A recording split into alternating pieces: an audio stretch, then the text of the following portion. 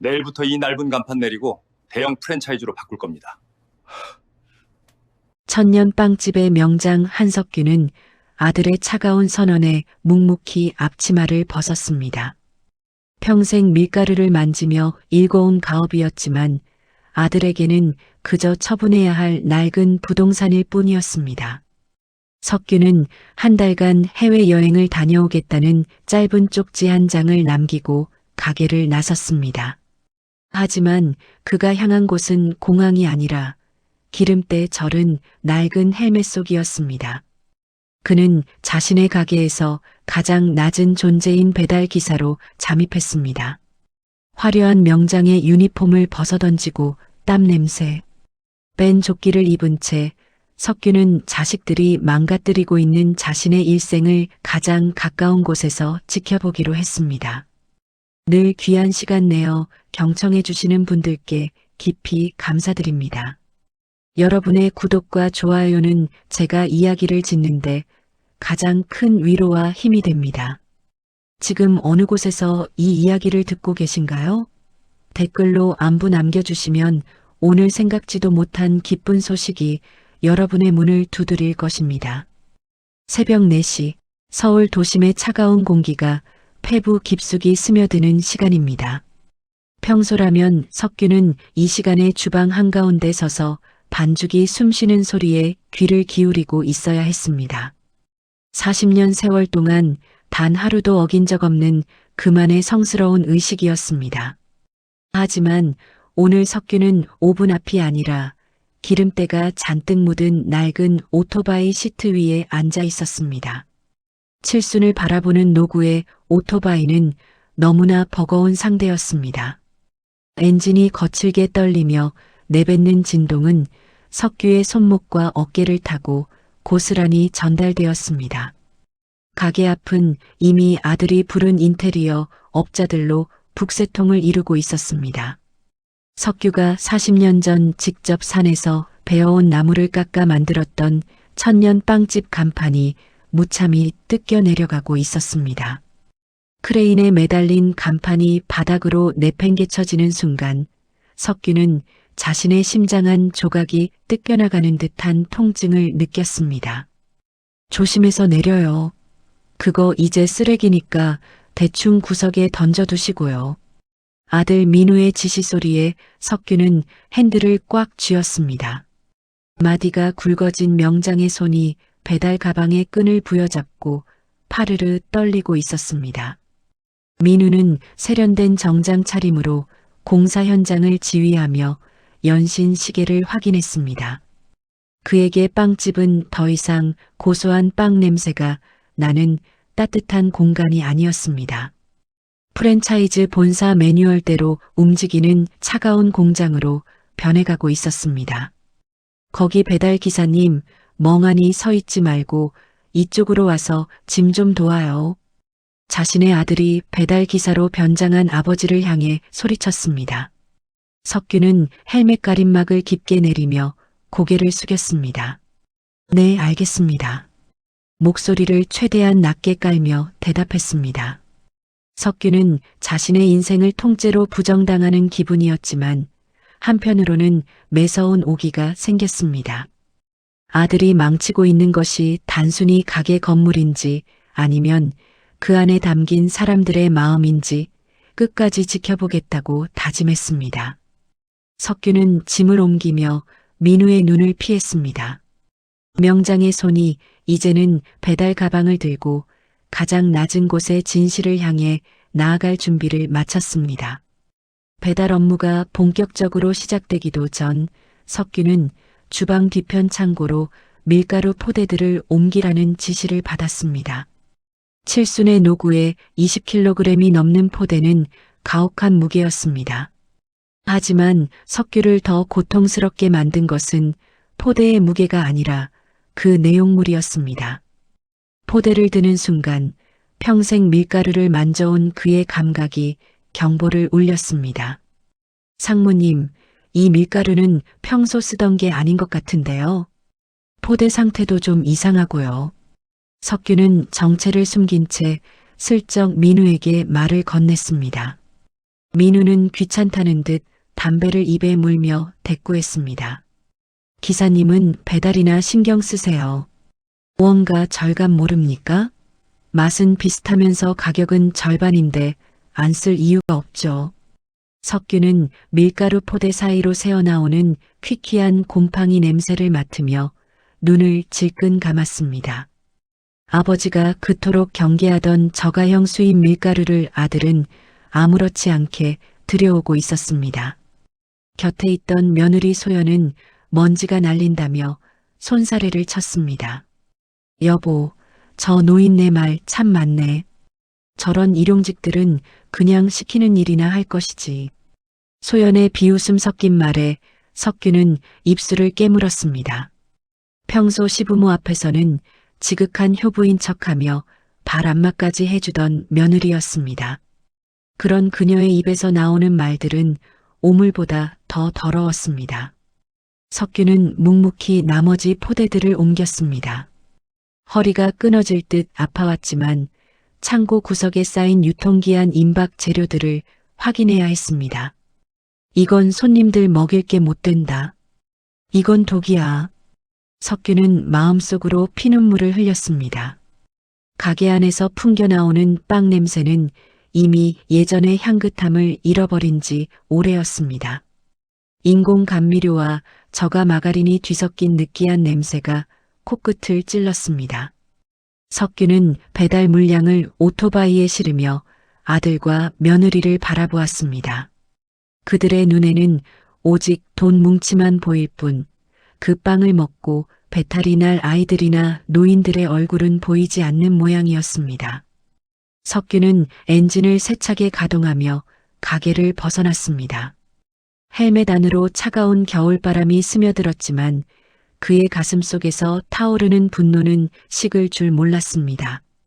첫 번째 배달지는 석규의 30년 단골인 이 노인의 낡은 아파트였습니다. 이 노인은 매일 아침 석규가 직접 구운 호밀빵을 먹으며 기력을 보충하던 소중한 이웃이었습니다. 석규는 정체를 숨긴 채 문 앞에 빵 봉투를 내려놓고 초인종을 눌렀습니다. 누구요? 아, 빵 배달 왔나 보네. 문이 열리며 이 노인이 나타났습니다. 노인은 반가운 표정으로 빵 봉투를 열어보더니 이내 얼굴을 찌푸렸습니다. 빵을 한 입 베어 문 노인의 표정은 급격히 굳어졌습니다. 기사 양반, 잠깐만요. 이거 오늘 만든 거 맞아요? 빵이 왜 이렇게 질기고 냄새가 나? 석규는 헬멧 속에서 아무 말도 하지 못한 채 고개를 깊이 숙였습니다. 죄송하다는 말이 목구멍까지 차올랐지만 지금은 그 말을 내뱉을 수 없는 처지였습니다. 노인은 빵을 쓰레기통 옆에 내려놓으며 한숨을 내쉬었습니다. 천년 빵집 주인장이 바뀌었다더니 정말 소문대로구먼. 이제 여기 빵도 끝이야. 다시는 안 시킬 테니 주인한테 전해요. 노인의 목소리에는 깊은 실망감과 배신감이 서려 있었습니다. 석규는 아파트 복도를 내려오며 다리가 후들거리는 것을 느꼈습니다. 손님과의 신뢰가 무너지는 것은 이토록 한순간이었습니다. 40년 동안 정직하게 쌓아온 신뢰의 탑이 아들의 탐욕 때문에 단 며칠 만에 허물어지고 있었습니다. 가게로 돌아가는 길, 석규는 동네 구석구석에서 들려오는 사람들의 불평을 들었습니다. 천년빵집의 명성은 이미 땅바닥으로 곤두박질 치고 있었습니다. 하지만 아들 민우는 가게 안에서 노트북을 보며 만족스러운 미소를 짓고 있었습니다. 재료비가 이만큼 줄었는데 매출은 아직 버텨주네. 역시 브랜드 이름값이 무서워. 민우의 혼잣말을 들으며 석규는 주먹을 꽉 쥐었습니다. 아들은 브랜드의 이름값이 아버지가 평생 바친 신용이라는 사실을 전혀 모르고 있었습니다. 석규는 낡은 수첩을 꺼내 오늘의 배달 사고와 고객들의 반응을 적었습니다. 그것은 훗날 아들에게 보여줄 가장 뼈아픈 성적표이자 자신이 다시 일어서야 할 분명한 이유가 되었습니다. 기사님, 손등에 상처 났네요. 이거 연고 바르시고 이 캔커피 좀 드세요. 새로 들어온 아르바이트생 다슬이 석규에게 다가와 작은 옹기를 건넸습니다. 다슬은 민우의 모진 구박과 욕설 속에서도 묵묵히 주방 바닥을 닦고 손님들에게 친절을 베푸는 성실한 청년이었습니다. 석규는 조심스럽게 헬멧을 벗지 않은 채 커피를 받아들었습니다. 고맙습니다. 학생도 많이 힘들 텐데. 석규의 낮은 목소리에 다슬은 싱긋 웃으며 대답했습니다. 힘들어도 제가 할 일인걸요. 근데 기사님 손을 보니 우리 할아버지 생각이 나서요. 고생하시는 모습이 남일 같지 않네요. 석규는 그 따뜻한 말 한마디에 목이 메어 커피를 바로 삼키지 못했습니다. 자신의 친아들은 아버지를 치워버려야 할 장애물로 여겼는데 생판 남인 이 어린 청년은 자신의 노고를 진심으로 알아주고 있었습니다. 다슬은 민우가 보지 않는 틈을 타 손님들에게 나갈 빵 봉투에 정성스럽게 메모를 적고 있었습니다. 상무님이 아시면 혼나겠지만 그래도 손님들이 이글 보고 조금이라도 기분 좋으셨으면 좋겠어요. 요즘 빵 맛이 예전 같지 않다고 속상해하시는 분들이 많거든요. 다슬의 작은 목소리에 석규는 정신이 번쩍 들었습니다. 아들은 가업에 정신을 버렸지만 이 가게 어딘가에는 여전히 빵의 온기를 소중히 여기는 진심이 남아 있었습니다. 석규는 다슬을 보며 무너졌던 마음을 다시 추슬렀습니다. 그는 배달 기사 대기실로 돌아와 자신의 낡은 수첩을 펼쳤습니다. 그 안에는 평생의 노하우가 담긴 비밀 레시피가 빼곡히 적혀 있었습니다. 석규는 결심했습니다. 아들이 대형 프랜차이즈와 최종 계약을 맺고 가게를 완전히 넘기려는 그날 그 화려한 잔치상을 통쾌하게 엎어버리겠다고 말입니다. 다슬씨 고마워요. 이 커피 잊지 않겠네. 석규는 나지막이 읊조리며 다시 헬멧을 썼습니다. 명장의 손은 이제 다시 밀가루를 만질 준비를 시작했습니다. 배달 오토바이의 엔진 소리는 이제 석규에게 복수의 서곡처럼 들리기 시작했습니다. 하늘에서는 진눈깨비가 흩날리기 시작했지만 석규의 가슴속에는 그 어느 때보다 뜨거운 명장의 불꽃이 활활 타오르고 있었습니다. 그는 이제 배달 기사 강씨가 아닌 천년 빵집의 진짜 주인으로 돌아갈 마지막 준비를 마쳤습니다. 새벽 배달을 마치고 돌아온 석규는 가게 뒤편 창고 정리를 하라는 아들의 지시를 받았습니다. 칠순의 노구에 쉴 틈 없이 쏟아지는 육체 노동은 가혹했지만 석규는 묵묵히 창고 안으로 발을 들였습니다. 어두컴컴한 창고 구석에서는 코를 찌르는 매캐하고 눅눅한 냄새가 진동했습니다. 석규는 먼지가 가득 쌓인 밀가루 포대들을 하나하나 옮기다 멈칫했습니다. 포대 뒷면에 적힌 유통기한은 이미 반년이나 지나 있었습니다. 상무님, 이 구석에 있는 밀가루들은 기한이 많이 지났는데요. 이건 버려야 할 것 같습니다. 석규는 떨리는 목소리로 민우에게 말을 건넸습니다. 하지만 돌아온 민우의 반응은 냉담하기 그지없었습니다. 민우는 휴대폰만 들여다보며 건성으로 대꾸했습니다. 강씨 아저씨, 그런 거 일일이 신경 쓰면 장사 못합니다. 반죽할 때 새 밀가루랑 적당히 섞으면 아무도 몰라요. 아까우니까 그냥 다 꺼내 놓으세요. 석규는 아들의 입에서 나온 말을 믿을 수 없었습니다. 먹거리로 장난을 치는 것은 석규가 평생 가장 경계했던 일이자 천년 빵집의 금기였습니다. 석규는 마디가 굵어진 손으로 유통기한이 지난 포대를 꽉 쥐었습니다. 손끝이 하얗게 질릴 정도로 힘을 주었지만 지금의 그는 힘없는 배달 기사일 뿐이었습니다. 이건 사람이 먹을 게 아니다. 민우야, 내가 어떻게 이럴 수 있느냐. 석규는 마음속으로 피눈물을 흘리며 썩은 밀가루 포대를 밖으로 날랐습니다. 아들은 그저 이익을 남기는 데만 급급해 손님들의 건강은 안중에도 없는 모양이었습니다. 석규는 창고 정리를 마친 뒤 몰래 가방에서 소형 카메라를 꺼내 썩은 재료들의 상태를 촬영했습니다. 아들을 무너뜨리기 위한 증거라기보다는 아들의 잘못된 경영을 바로잡기 위한 명장의 마지막 회초리였습니다. 석규는 차가운 창고 바닥에 앉아 땀을 닦으며 다짐했습니다. 이 썩은 환부를 도려내지 않고서는 천년 빵집에 미래는 없다는 사실을 말입니다. 오후가 되자 가게 앞은 평소보다 소란스러웠습니다. 석규의 오랜 친구이자 가게의 터줏대감이었던 최 노인이 가게를 방문한 것입니다. 최 노인은 다리가 불편해 지팡이를 짚으면서도 석규의 빵을 먹기 위해 매일같이 이곳을 찾던 소중한 손님이었습니다. 하지만 주인이 아들로 바뀌고 나서 가게의 분위기는 차갑게 식어 있었습니다. 여기 주인 양반 어디 갔나? 빵 맛이 너무 변해서 내 발로 직접 왔네.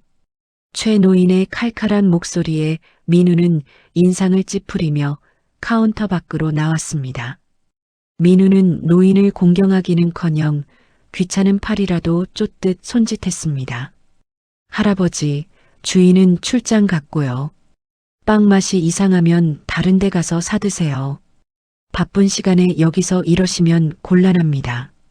곁에서 배달 준비를 하던 석규는 아들의 무례한 태도에 심장이 멎는 듯 했습니다. 석규는 헬멧 가림막 뒤에서 주먹을 꽉 쥐었습니다. 자신이 평생 공들여 쌓아온 것은 빵의 레시피만이 아니었습니다.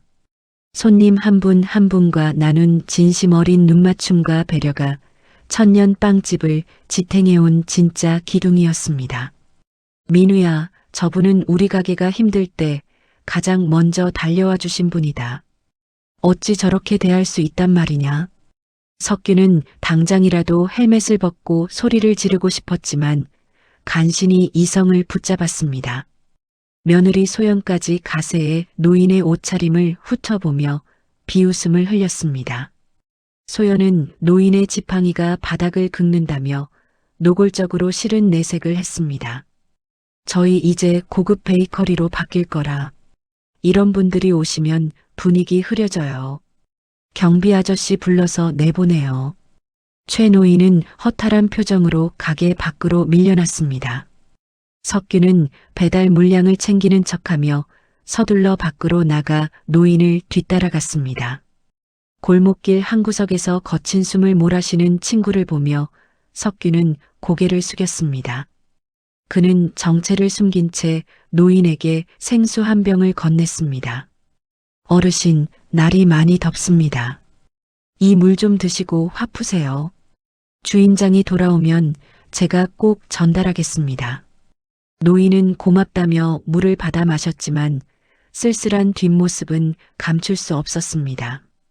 석규는 친구의 멀어지는 뒷모습을 보며 아들과 며느리를 향한 분노가 이제는 서늘한 심판의 결의로 바뀌는 것을 느꼈습니다. 사람을 귀하게 여기지 않는 빵집은 더 이상 빵집이 아니라 영혼 없는 껍데기에 불과했습니다. 배달을 마치고 돌아온 늦은 저녁 가게 안에서는 낮은 대화 소리가 들려왔습니다. 민우와 소연이 대형 프랜차이즈 본사에서 온 전략팀장과 마주 앉아 있었습니다. 석규는 주방 구석에서 기구 청소를 하는 척하며 그들의 대화에 귀를 기울였습니다. 테이블 위에는 석규가 평생을 연구해 기록한 천연 효모 배양법과 레시피가 담긴 낡은 수첩이 놓여 있었습니다. 상무님, 이 레시피만 저희 쪽에 독점으로 넘겨주시면 계약금 외에 별도의 성과급을 보장하겠습니다. 이건 국내에서 유일한 기술이니까요. 본사 직원의 달콤한 제안에 민우의 눈이 번뜩였습니다. 민우는 아버지가 목숨처럼 아끼던 그 수첩을 아무렇지도 않게 넘겨주며 도장을 찍으려 했습니다. 석규는 그 광경을 보며 온몸의 피가 거꾸로 솟는 기분이었습니다. 그 수첩은 단순한 레시피가 아니었습니다. 석규가 수만 번의 실패를 거듭하며 완성한 그의 일생이자 천년 빵집의 심장이었습니다. 여보, 이거 팔면 우리 이제 평창동 빌라로 이사 갈 수 있는 거지? 아버님 돌아오시기 전에 빨리 처리하자. 소연의 들뜬 목소리에 민우는 자신만만한 표정으로 고개를 끄덕였습니다. 자식들은 아버지가 남긴 소중한 유산을 그저 비싼 값에 팔아치울 전유물로만 여기고 있었습니다. 석규는 닫고 있던 밀가루 반죽기를 너무 세게 쥐어 손바닥에 상처가 나는 줄도 몰랐습니다. 부모의 혼이 담긴 물건을 돈 몇 푼에 팔아넘기려는 자식의 배신은 그 어떤 고통보다 컸습니다. 그래, 민우 내가 결국 내 영혼까지 팔아치우려 하는구나. 석규는 나지막이 읊조리며 주방을 나왔습니다. 그는 당장 수첩을 뺏고 싶었지만 더 큰 계획을 위해 참아야 했습니다. 그는 비서실장에게 몰래 연락해 해당 프랜차이즈 본사의 뒷조사를 지시했습니다. 아들이 손을 잡으려는 그 회사가 사실은 무리한 확장으로 부도 위기에 처해 있다는 사실을 석규는 이미 짐작하고 있었습니다.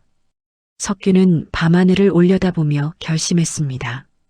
아들이 저지른 이 어리석은 거래가 얼마나 처참한 결과를 가져올지 가장 극적인 순간에 가르쳐주기로 말입니다. 명장의 레시피는 돈으로 살 수 있는 것이 아니라는 사실을 뼈저리게 느끼게 해줄 시간이 다가오고 있었습니다. 다음 날 아침부터 며느리 소연의 시선이 예사롭지 않았습니다. 그녀는 새로운 배달 기사인 강 씨가 자꾸만 주방 안쪽을 살피고 사무실 근처를 기웃거리는 것이 못마땅한 모양이었습니다. 소연은 팔짱을 낀 채 석규의 일거수일투족을 감시하기 시작했습니다. 석규는 정체가 탄로 날까봐 최대한 몸을 낮추고 헬멧을 벗지 않았지만 며느리의 날카로운 촉을 피하기는 쉽지 않았습니다. 저기 배달기사님, 아까부터 뭘 그렇게 유심히 보고 계세요? 배달이나 갈 것이지 왜 자꾸 가게 안을 돌아다녀요? 소연이 석규의 앞을 가로막으며 쏘아붙였습니다. 석규는 당황한 기색을 숨기며 낮은 목소리로 대답했습니다. 아, 바닥에 물기가 많아서 혹시 손님들이 미끄러지실까봐 닦고 있었습니다. 죄송합니다. 석규의 변명에도 소연은 의심을 거두지 않았습니다. 그녀는 석규의 손목에 차여 있는 낡은 시계를 뚫어지게 쳐다보았습니다. 그 시계는 석규가 명장으로 지정되던 날 남편으로부터 선물 받은 것으로 아들도 잘 알고 있는 물건이었습니다. 석규는 황급히 소매를 내려 시계를 가렸지만 소연의 눈밀이는 더욱 가늘어졌습니다. 그 시계 어디서 많이 본 것 같은데. 기사님, 헬멧 좀 벗어보세요. 얼굴 좀 제대로 봅시다.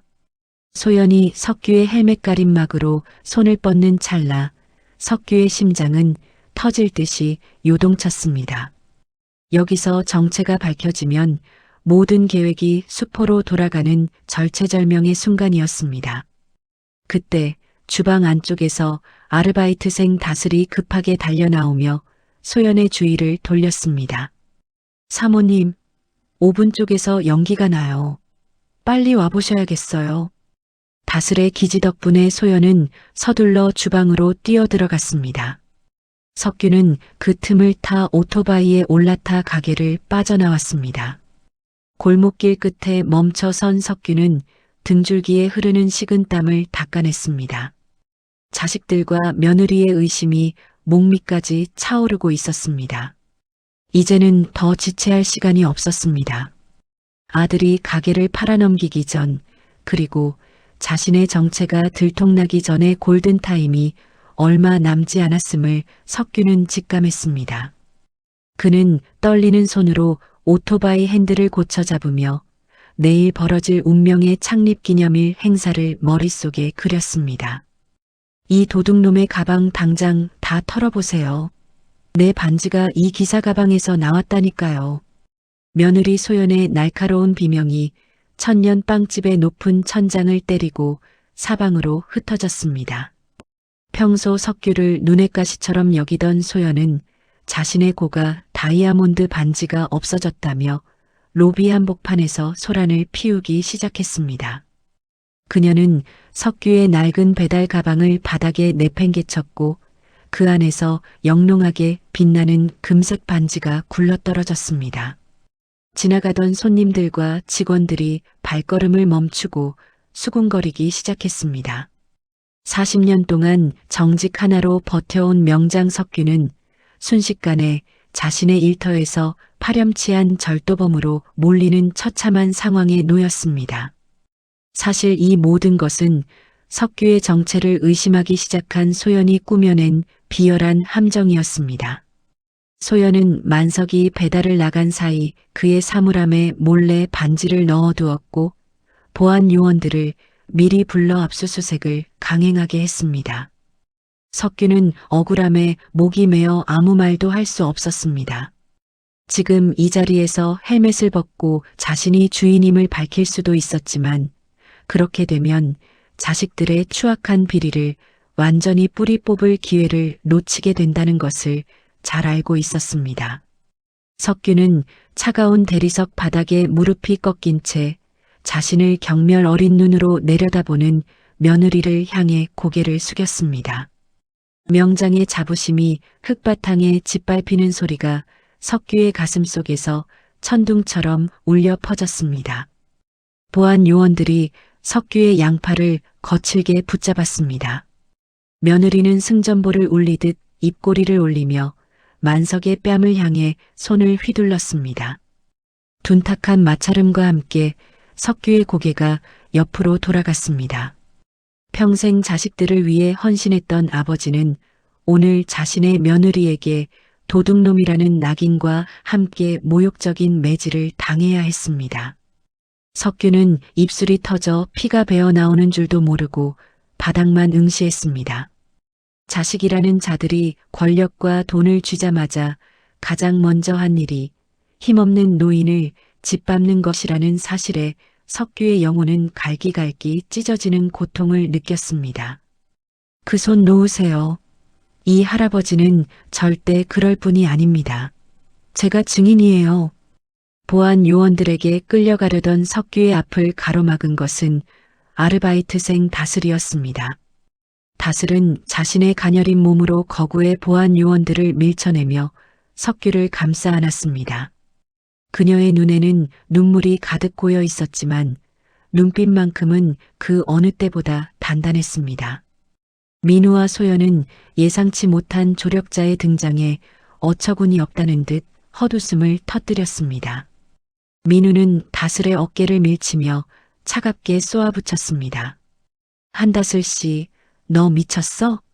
도둑놈을 감싸는 게 무슨 짓인지 알아? 너도 공범으로 엮이고 싶어서 이래? 민우의 위협에도 다슬은 물러서지 않았습니다. 그녀는 석규의 떨리는 손을 꼭 잡으며 민우의 눈을 똑바로 응시했습니다. 상무님, 할아버지는 어제 배달 가시다가 주운 지갑도 주인을 찾아주신 분이에요. 그런 분이 왜 반지를 훔치겠어요? 이건 명백한 모함입니다. 다슬의 당당한 외침에 소연은 도끼가 가득 오른 표정으로 다슬의 뺨을 사정없이 후려쳤습니다. 고요하던 매장에 다시 한번 날카로운 소리가 울려 퍼졌습니다. 석규는 자신을 대신해 수모를 겪는 다슬을 보며 가슴이 미어지는 통증을 느꼈습니다. 민우는 현장에서 다슬에게 해고를 통보했습니다. 오늘부로 너도 끝이야. 당장 이 노인네랑 같이 여기서 꺼져. 다슬은 뺨이 붉게 부어오른 와중에도 석규의 가방을 챙겨 그를 부축해 밖으로 나왔습니다. 가게 문이 닫히는 소리가 유난히 무겁고 서늘하게 들렸습니다. 석규는 빗물 섞인 차가운 바람을 맞으며 다슬의 손을 잡았습니다. 자신을 위해 모든 것을 건 이 어린 청년의 진심이 얼어붙었던 석규의 심장에 뜨거운 불을 지폈습니다. 석규는 비로소 결심했습니다. 이제는 더 이상 숨어서 지켜볼 때가 아니었습니다. 다스를 지키기 위해서라도, 그리고 이 썩어 빠진 자식들의 오만을 꺾기 위해서라도 자신이 직접 칼을 들어야 할 시간임을 뼈저리게 깨달았습니다. 비에 젖은 채 자취방으로 돌아온 석규는 품 안에서 소중히 간직해온 구식 휴대전화 하나를 꺼냈습니다. 며칠 동안 전원을 꺼두었던 그 기계가 켜지자 아들 민우에게서 온 수십 통의 부재중 전화가 화면을 가득 채웠습니다. 석규는 떨리는 손가락으로 통화 버튼을 눌렀습니다. 아들은 아버지가 해외 요양지에 있는 줄로만 알고 있었습니다. 수화기 너머로 들려오는 아들의 목소리는 평소보다 훨씬 차갑고 사무적이었습니다. 아버지, 저 민우입니다. 말씀드린 대로 오늘 프랜차이즈 본사랑 최종 계약 마쳤습니다. 이제 천년빵집이라는 이름은 역사 속으로 사라질 거예요. 그리고 해외 요양지에 그냥 계속 계세요.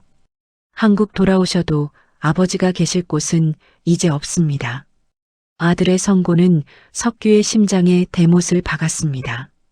민우는 아버지가 평생 일궈온 가업을 팔아치운 것도 모자라 아버지를 아예 집으로 돌아오지 못하게 막아서고 있었습니다. 석규는 변조하지 않은 원래 자신의 목소리로 나직하게 물었습니다. 민우야, 내가 정말로 이 아비의 얼굴을 다신 안 봐도 괜찮겠느냐? 이 가게가 내게는 그저 돈 뭉칠 뿐이었더냐? 하지만 민우는 아버지를 향한 그리움이나 죄책감 대신 귀찮다는 듯 짜증을 냈습니다. 언제까지 감정에 호소하실 거예요? 세상은 돈이 전부입니다. 아버지가 가르친 그 따분한 장인 정신으로는 밥 벌어먹기 힘들어요. 이제 끊겠습니다. 입금된 요양비로 편하게 여생 보내세요. 전화가 끊어지는 소리는 마치 석규의 인생이 단절되는 소리처럼 들렸습니다. 석규는 어두운 방 안에서 홀로 오열했습니다. 자식에게 모든 것을 주고도 돌아온 것은 절연의 통보뿐이었습니다. 하지만 슬픔은 오래가지 않았습니다. 석규는 눈물을 닦고 거울 앞에 섰습니다. 거울 속에는 배달 기사 강 씨가 아니라 대한민국 최고의 제빵 명장 한석규가 서 있었습니다. 그는 이제 부모로서의 마지막 연민을 내려놓기로 했습니다. 자식들이 그토록 원하는 돈이라는 괴물이 어떻게 그들을 파멸시키는지 가장 높은 곳에서 보여주기로 맹세했습니다. 석규는 창밖의 빗소리를 들으며 내일 벌어질 운명의 오픈 행사를 머릿속에 그렸습니다. 폭풍전야의 고요함이 내려앉은 밤, 석규는 다슬의 도움을 받아 폐쇄된 구주방의 뒷문을 열고 잠입했습니다. 내일이면 대형 프랜차이즈의 화려한 개업 행사가 열리겠지만 석규는 그 잔치상을 엎어버릴 비밀병기를 준비해야 했습니다. 그는 낡은 조리복을 꺼내 입고 40년 동안 자신의 손때가 묻은 낡은 반죽기를 어루만졌습니다. 차가운 금속의 촉감이 느껴지자 신기하게도 떨리던 손이 멈추고 명장의 날카로운 감각이 살아나기 시작했습니다. 석규는 품속에서 평생의 비법이 담긴 천연 효모 배양액을 꺼냈습니다. 아들이 돈을 받고 팔아넘기려 했던 그 수첩의 진짜 가치는 종이 위에 적힌 글자가 아니라 숙련된 명장의 손끝에 있었습니다. 석규는 밀가루를 체에 치고 물의 온도를 맞추며 정성스럽게 반죽을 시작했습니다. 이 반죽은 단순히 손님을 위한 빵이 아니었습니다. 자식들의 탐욕을 꾸짖는 매서운 회초리이자 사라져가는 천년 빵집의 마지막 자존심이었습니다. 석규는 밤을 새워 오븐 앞을 지켰습니다. 뜨거운 열기가 얼굴을 덮칠 때마다 그는 다슬이 뺨을 맞던 순간과 아들의 차가운 목소리를 떠올렸습니다. 새벽 5시 오븐 문이 열리며 가게 안에는 수십 년간 이 골목을 지켜온 고소하고 깊은 빵 향기가 가득 찼습니다. 아들이 만들던 젖을빵과는 차원이 다른 진정한 명장의 예술품이 완성된 것입니다. 석규는 각 구워낸 빵을 조심스럽게 포장하며 다슬에게 건넸습니다. 다슬 씨, 내일 행사장에서 이 빵을 사람들에게 나누어 주세요. 누가 만든 것인지 말하지 않아도 사람들은 맛으로 알게 될 겁니다. 석규의 눈에는 비장한 광채가 서려 있었습니다. 그는 이제 화려한 오픈 행사의 주인공이 누구인지, 그리고 누가 이 건물의 진짜 주인인지 증명할 준비를 마쳤습니다. 헬멧 뒤에 숨겨졌던 명장의 안광은 이제 어둠 속에서 거대한 폭풍을 예고하며 빛나고 있었습니다. 대형 프랜차이즈로 간판을 바꿔단 천년 빵집의 재개장 행사는 화려하기 그지없었습니다. 매장 앞에는 축하 화환이 줄을 이었고 경쾌한 음악이 골목을 가득 채웠습니다. 아들 민우와 며느리 소연은 화려한 정장을 차려입고 손님들을 맞이하며 자신들이 이룬 성과에 도취해 있었습니다. 하지만 매장 한 구석에서 다슬이 사람들에게 나누어준 소박한 빵 봉투가 사람들의 손을 타기 시작하면서 공기는 묘하게 변하기 시작했습니다. 프랜차이즈 본사에서 내려온 화려한 빵들을 제치고 사람들은 다슬이 건넨 빵의 깊은 향기에 취해 너도 나도 감탄사를 내뱉었습니다. 아니, 이 맛이야. 예전 천년 빵집에 그 깊은 맛이 돌아왔어. 손님들의 웅성거림이 커지자 민우의 얼굴은 순식간에 흑빛으로 변했습니다. 자신이 준비한 값비싼 제품들보다 출처불명의 빵이 더 큰 호응을 얻는 상황을 용납할 수 없었던 것입니다. 민우는 사람들 사이를 헤치고 나와 다슬의 손에 든 빵 봉투를 거칠게 빼서 바닥에 팽개쳤습니다. 그리고는 곁에 서 있던 배달 기사 복장의 석규를 향해 삿대질을 하며 고함을 질렀습니다. 이 노인네가 감히 여기가 어디라고 쓰레기를 돌려? 보안 요원들 뭐해?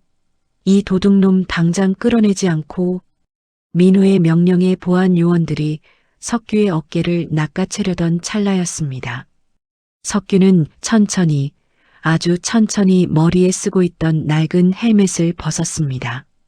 땀에 젖어 헝클어진 백발과 깊게 패인 주름, 그러나 그 사이로 뿜어져 나오는 눈빛은 대한민국 최고의 명장 한석규 그대로였습니다. 현장에 있던 모든 이들이 얼어붙은 듯 정적에 휩싸였습니다. 아들 민우의 눈동자가 갈피를 잡지 못하고 파르르 떨렸습니다. 석규는 바닥에 떨어진 빵을 조심스럽게 주워 먼지를 털어내며 아들의 눈을 똑바로 응시했습니다. 민우야, 내가 방금 쓰레기라고 내던진 이 빵이 내 아비가 40년 동안 지켜온 천년 빵집의 혼이다. 그리고 너는 방금 이 가게의 진짜 주인을 도둑으로 몰아 해고하려 했구나. 석규의 목소리는 크지 않았지만 장래를 압도하는 위험이 서려 있었습니다. 며느리 소연은 비명을 지르며 뒷걸음질 쳤고 민우는 입만 벌린 채 아무런 말도 하지 못했습니다. 헬멧 뒤에 숨겨졌던 진실이 태양 아래 드러나는 순간 화려했던 프랜차이즈 개업식은 순식간에 자식들의 배신을 규탄하는 심판의 장으로 변해버렸습니다. 석규는 낡은 조끼를 벗어던지고 그 안에 입고 있던 흰색 조리복의 깃을 빳빳하게 세웠습니다. 경악에 빠진 인파를 뒤로하고 석규는 품 안에서 두툼한 서류 뭉치와 태블릿 PC 하나를 꺼내 단상 위에 올렸습니다. 아들이 프랜차이즈 본사와 체결하려던 이면 계약서와 그동안 자신이 배달 기사로 잠입해 기록한 내부 비리 영상들이었습니다.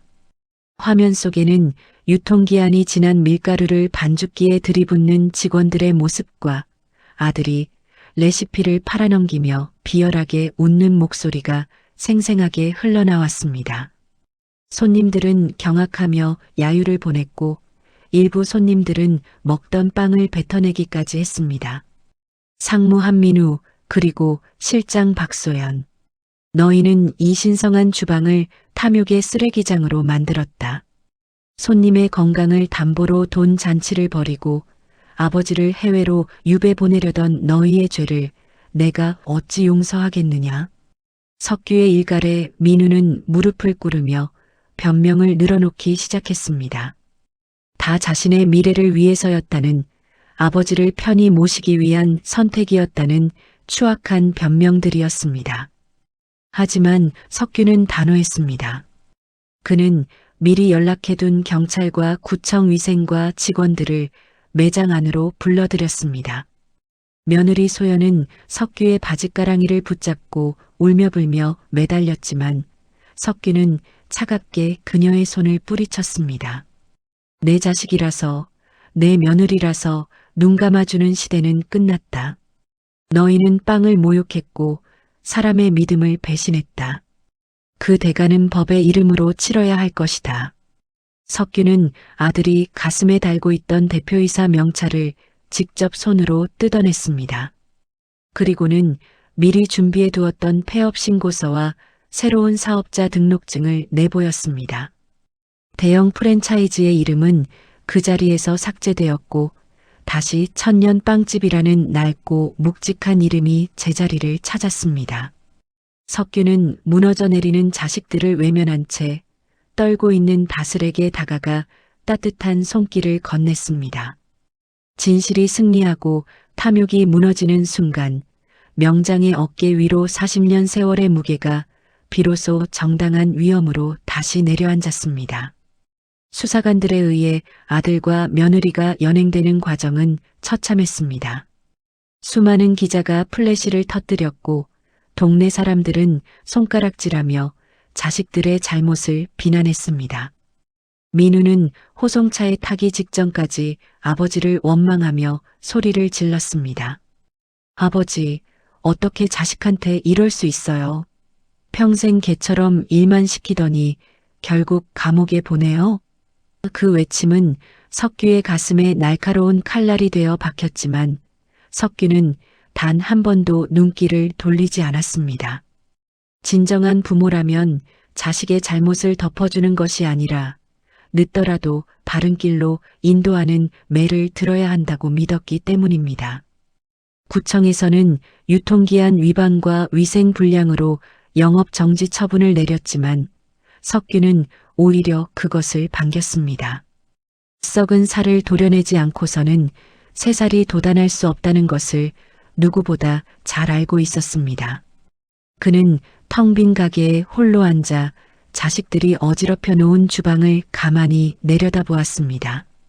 화려한 수입 기계들과 어울리지 않는 저질 재료들이 널브러져 있는 모습은 그 자체로 슬픈 초상화였습니다. 석규는 굵은 눈물 한 방울을 닦아내며 아들이 어릴 적 빵 반죽을 가지고 놀며 웃던 시절을 떠올렸습니다. 어디서부터 잘못된 것일까? 돈이라는 괴물이 언제부터 자식의 영혼을 잠식한 것일까 하는 자책감이 그를 괴롭혔습니다. 하지만 석규는 슬픔에만 잠겨 있을 시간이 없었습니다. 그는 피해를 본 단골 고객들에게 일일이 전화를 걸어 사과하고 보상을 약속했습니다. 무너진 신용을 회복하는 길은 100마디 말보다 행동뿐이었습니다. 그는 아들이 가로챘던 레시피 수첩을 되찾아 깨끗이 닦았습니다. 비록 자식은 잃었을지언정 평생을 바친 빵집의 영혼만큼은 지켜내겠다는 거장의 결연함이 가게 안을 채웠습니다. 석규는 차가운 새벽 공기를 마시며 다시 오븐에 불을 지폈습니다. 이번에는 누군가를 심판하기 위한 빵이 아니라 상처받은 이들을 위로하기 위한 진심 어린 빵을 굽기 위해서였습니다. 영업 정지 기간이 끝나고 다시 문을 연 천년 빵집의 첫 출근 날 석규는 가장 먼저 다스를 불렀습니다. 자신을 위해 뺨까지 맞아가며 진심을 지켜주었던 그 어린 사원을 석규는 잊을 수 없었습니다. 석규는 다슬에게 정식 조리복을 건네며 그녀를 자신의 수제자로 임명했습니다. 혈연으로 이어진 자식은 배신했지만 빵의 온기를 알아주는 타인이 진정한 가족이 될 수 있다는 사실을 석규는 이번 일을 통해 깨달았습니다. 다슬 씨, 아니, 이제 다슬 제자라고 불러야겠구나. 내가 보여준 그 진심이 이 가게를 살렸다. 오늘부터 내 모든 기술을 내게 전수하마. 석규의 제안에 다슬은 벅찬 눈물을 흘리며 고개를 숙였습니다. 두 사람은 함께 낡은 간판을 다시 닦아 올렸습니다. 프랜차이즈 본사와의 소송은 여전히 진행 중이었고 아들의 재판도 남아 있었지만 가게 안은 다시 예전의 평온함을 찾기 시작했습니다. 석규는 다슬과 함께 밀가루를 채헤치며 빵 반죽이 내뱉는 고요한 숨소리에 집중했습니다. 40년 전 처음 빵을 굽던 그 초심이 온몸의 감각을 타고 되살아나는 기분이었습니다. 동네 사람들도 하나둘씩 다시 가게를 찾기 시작했습니다. 석규에게 모진 말을 내뱉었던 박 노인도 쑥스러운 표정으로 들어와 석규의 손을 잡았습니다. 내가 미안했네. 역시 빵은 사람이 만드는 거더군. 자네가 돌아와서 정말 다행이야. 손님의 그 말 한마디에 석규는 그동안 겪었던 모든 서름과 고통이 씻겨 내려가는 듯한 해방감을 느꼈습니다. 석규는 각 구운 호밀빵을 노인에게 건네며 환하게 웃었습니다. 가게 안은 다시 고소하고 따뜻한 버터 향기로 가득 찼고 오븐의 열기는 상처 입은 명장의 가슴을 따뜻하게 보듬어 주었습니다. 이제 천년빵집은 단순히 빵을 파는 곳이 아니라 진심과 용서, 그리고 새로운 시작이 공존하는 성소가 되어가고 있었습니다.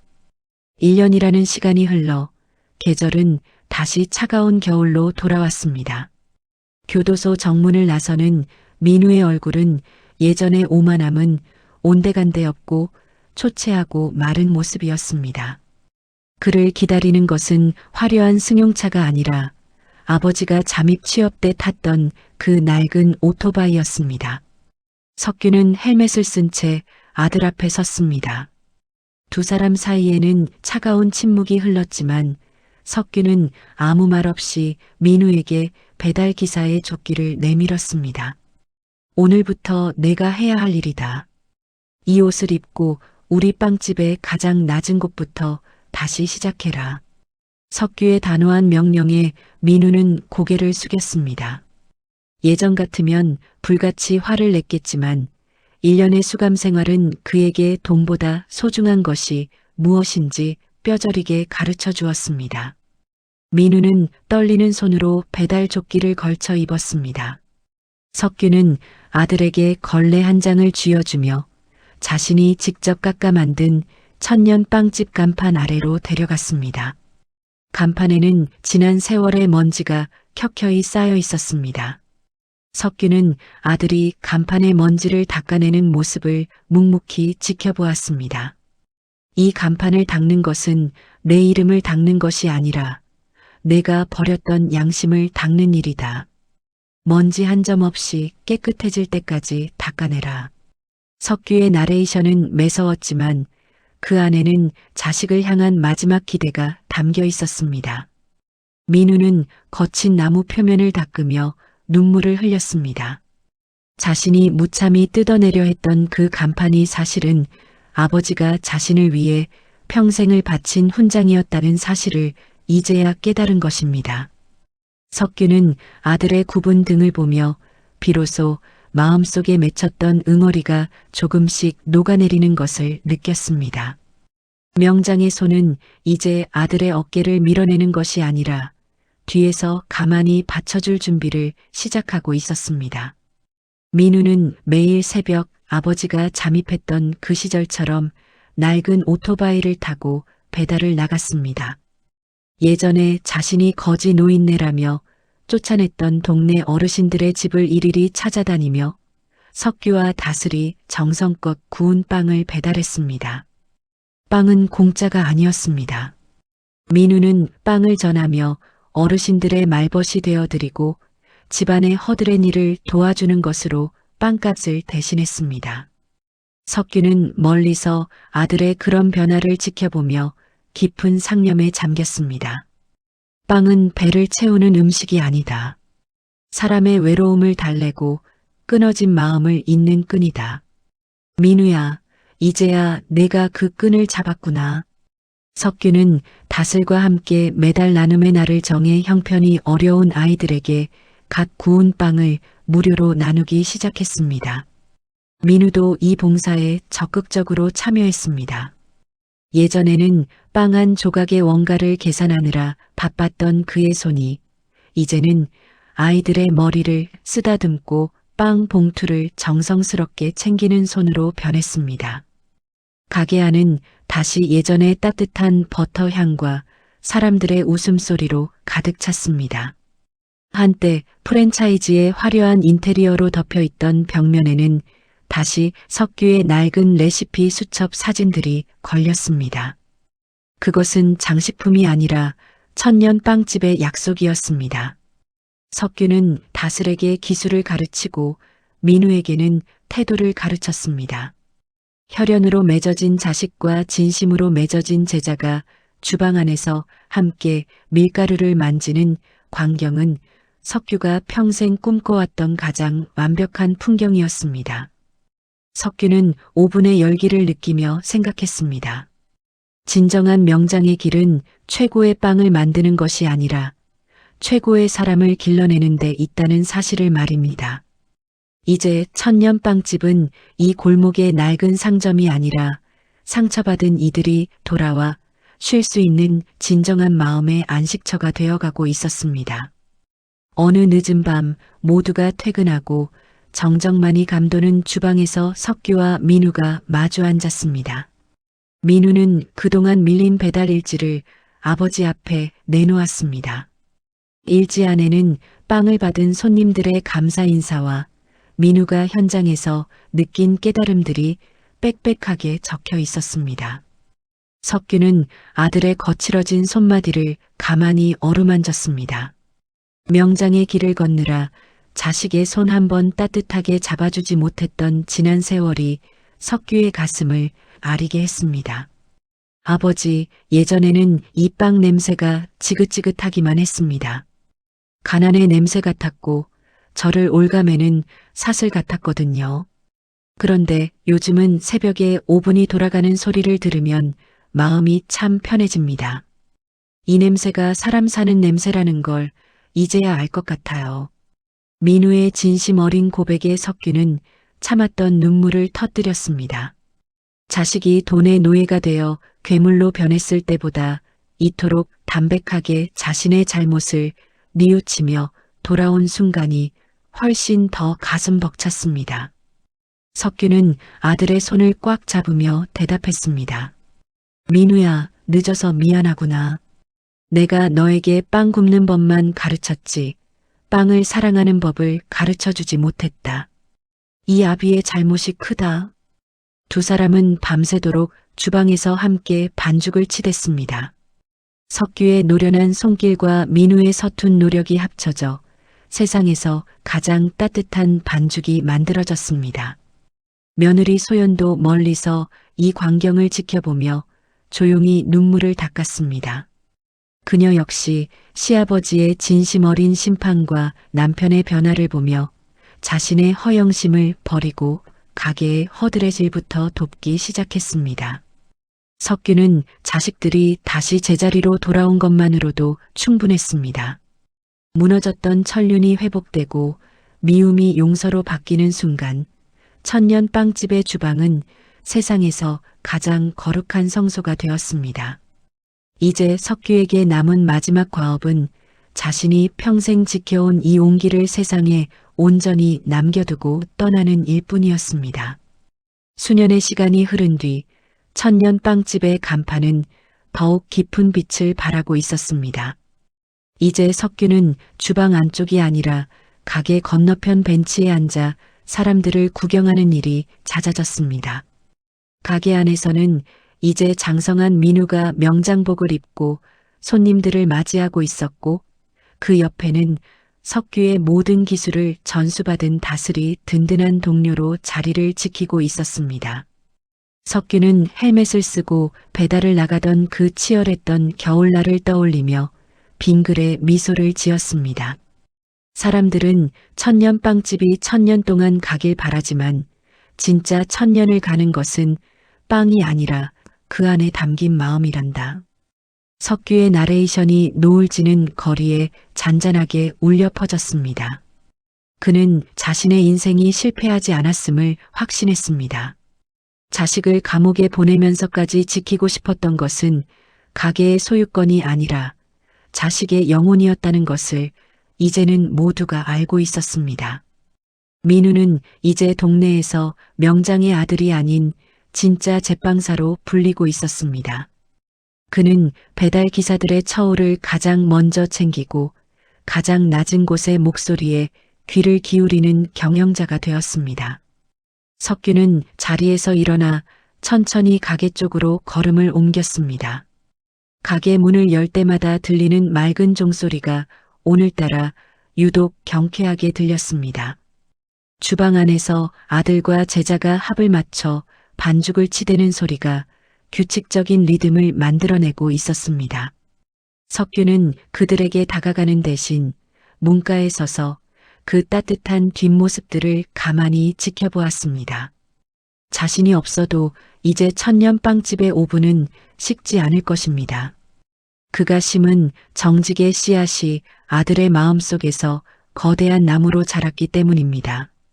석규는 창밖으로 지는 노을을 보며 깊은 안도의 한숨을 내쉬었습니다. 가장 낮은 곳에서 시작된 명장의 심판은 결국 가장 높은 곳의 사랑으로 완성되었습니다.